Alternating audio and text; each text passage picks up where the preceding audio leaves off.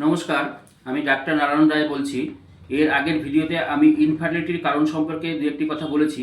এখন বলবো ইনফার্টিলিটি প্রতিরোধ করার উপায়। প্রথমত সবাইকে খেয়াল রাখতে হবে যাতে ওজন না বাড়ে।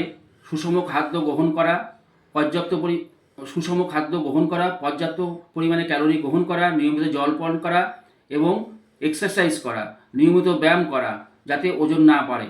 যারা মদ্যপান করেন তারা মদ্যপান করবেন না, যারা ধূমপান করেন তারা ধূমপান করবেন না। এরপরে কিছু হোমিওপ্যাথিক মেডিসিনের নাম আমি বলবো। অবশ্যই আপনারা ডাক্তারবাবুর নির্দেশ মেনে মেডিসিন গ্রহণ করবেন। আমরা হোমিওপ্যাথিক সিস্টেমে টোটালিটি অফ সিমটমের ভিত্তিতে মেডিসিন প্রেসক্রাইব করি। আমরা বলি আমরা রোগের ট্রিটমেন্ট করি না, আমরা রোগীর ট্রিটমেন্ট করি।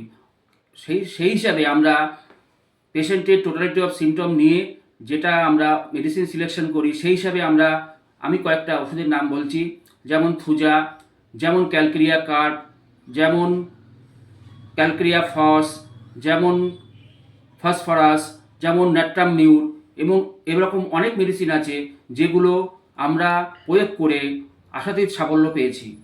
অবশ্যই ডাক্তারবাবুর পরামর্শ মেনে ওষুধগুলো সেবন করা উচিত।